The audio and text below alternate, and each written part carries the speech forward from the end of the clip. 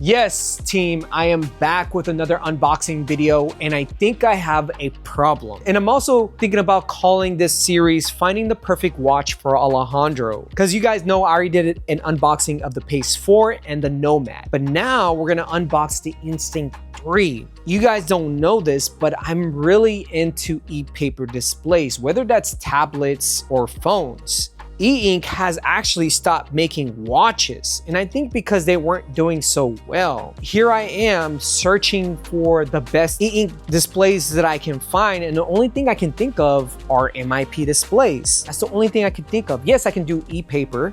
However, they're not dedicated for my fitness needs, and that's what I'm looking for. You've seen these series, you've seen my videos, and you know that that's what I'm looking for. And so that's why in today's video, we are going to unbox the Instinct 3. So we'll see how this measures up to the Nomad, because the Nomad has a darker screen. Think about color e-ink displays. Those usually have a darker tint, and the Coros Nomad has been giving me the same effect.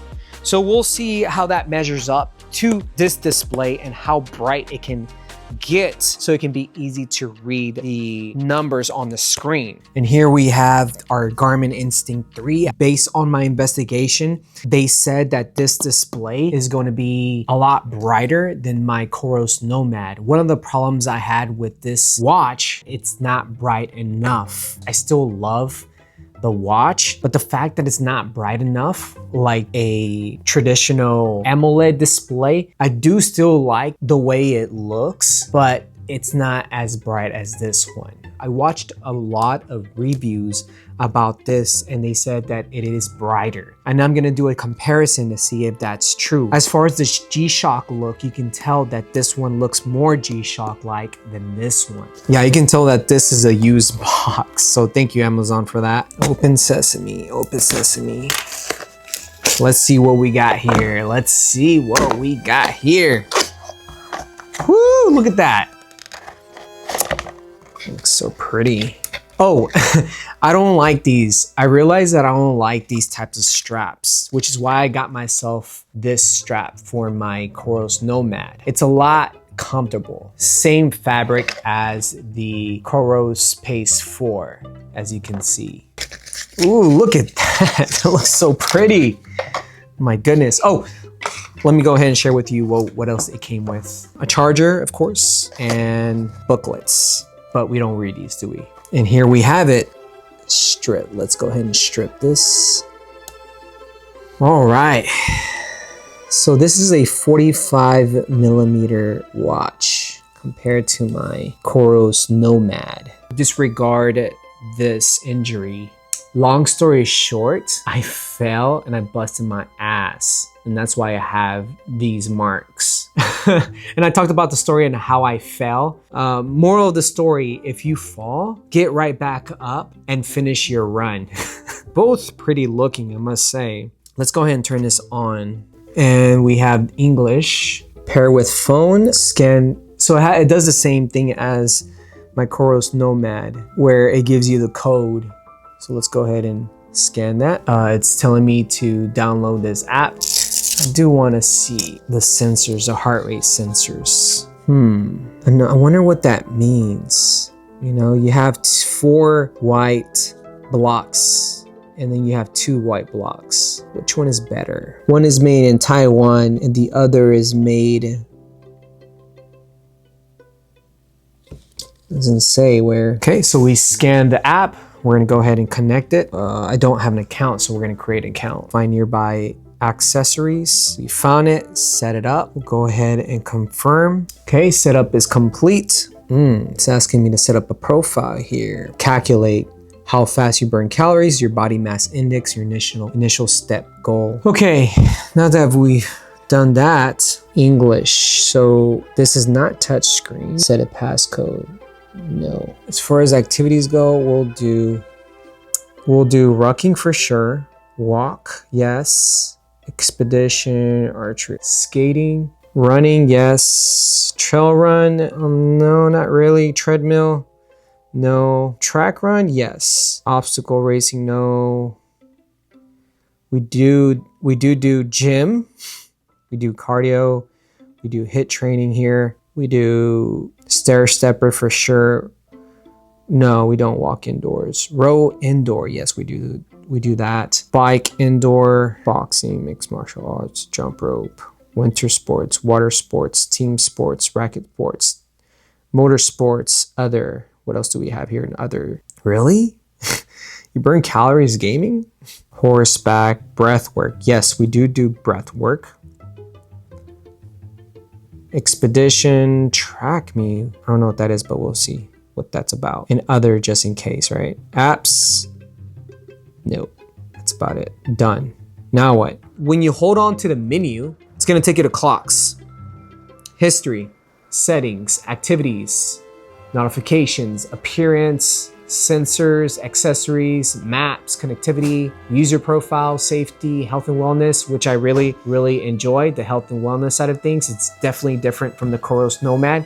The Coros Nomad doesn't really notify me or give me a lot of celebrations.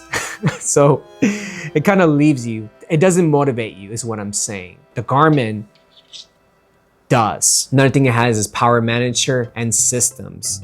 This button on the right side, click it, it'll take you back. If you hold the ABC button, it'll take you here. It'll give you all the nice information you have. If we hold the CTRL, it'll take us to this screen, do not disturb mode. We have battery saver, music controls, wallet, torch, strobe, lock keys, sleep mode, backlight. I have it 100%, power off, find my phone, and do not disturb. We're back at it again. If we hold this top button, it'll take us to GPS. It's acquiring satellites. We hold this, and this will give us alarms, timers, stopwatch, time sync, time zones, alerts, and so forth. So there's 2 buttons here. There's 3 buttons. This seems to be more simple though.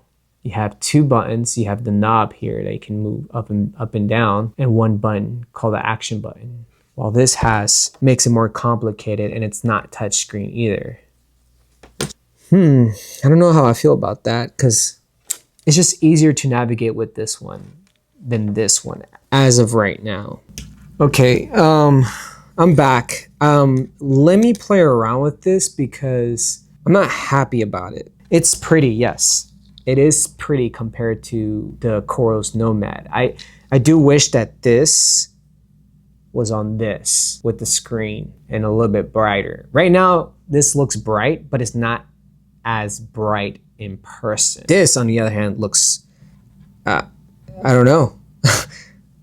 I think there is a way to get this brighter. I just need a little bit more time to play around with it and give you guys just a better impression. Because right now I'm not feeling motivated because it's just a smaller screen. Yes, you have this entire screen you can use, but you're not utilizing it. While this gives you the entire thing. So I'll be right back. All right, we're back. And I have a bone to pick on this.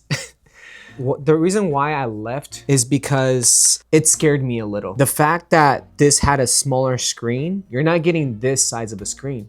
You're just getting this much. I don't know if you can see it. The outside part are the solar panels. So you're not really getting a lot of screen for your buck. But that's why I needed some time off to see if it even matters.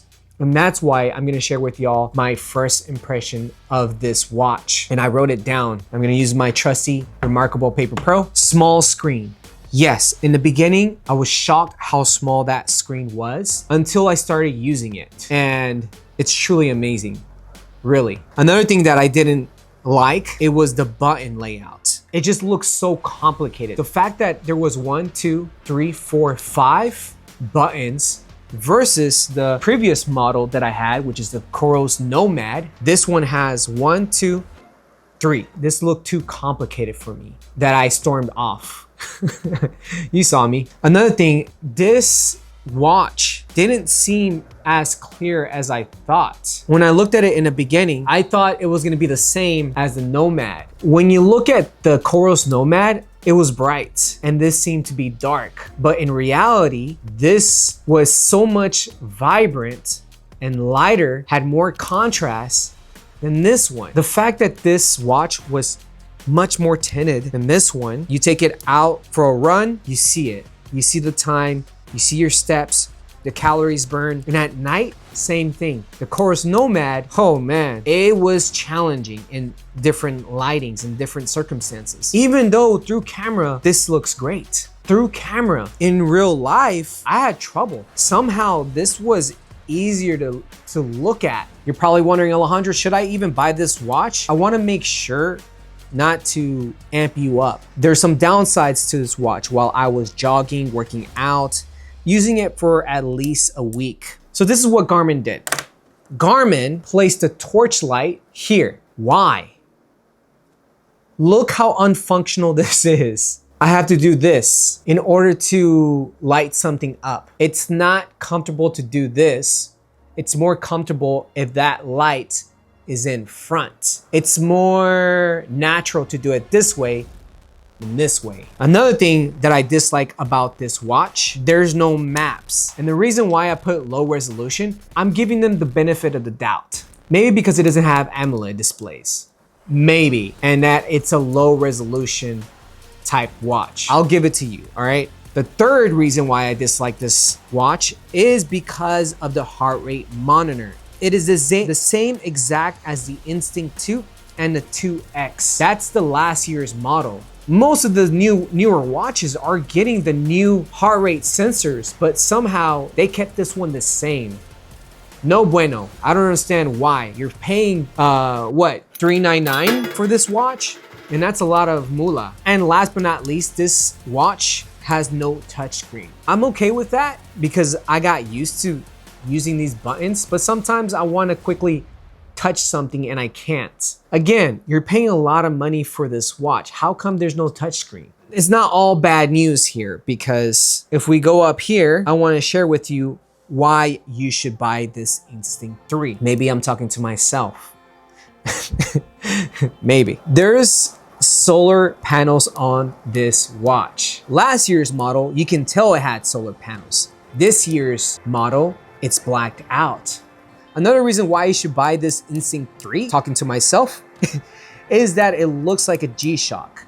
I really think that this could have been G-Shock's watch because it looks so much like it. It has the display that G-Shock uses. I mean, come on. Another reason why you should buy this Instinct 3 is the orange bezels. Yes, though I don't even know if I spelled it right, but the orange bezels. So I like it. I like how it separates and it shouts out color with the orange circle here. If you do not like that, you're pretty much screwed because there's no other option. This is practically it. While I was working out, I will say that it was actually light with 52 grams. I was actually shocked, I was actually shocked how light this was, because this looks like a heavy watch. When you're wearing it for a long time, you feel it and then it kind of goes away. Another reason why you should consider buying it is that it has 128 megabytes. Last year's model was way less than this. I think it was like 35. And then last but not least, memory in pixel display. Yes, this display is so gorgeous. And you can say, Alejandro, this is the same and I'm paying less, 280 bucks if I get it refurbished.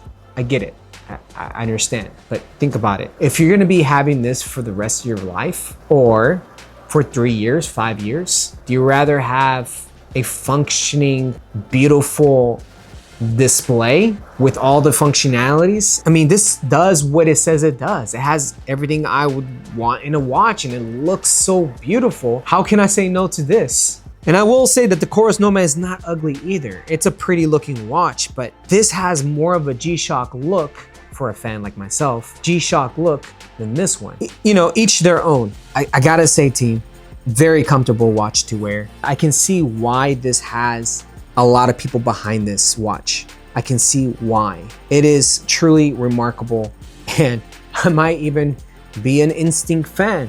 Stay tuned, guys. I will be reviewing another watch called the Instinct 3 Tactical, and I'll be posting that on the next video. Stay tuned, and I will see you on the next. This was the unboxing of the Instinct 3 Solar.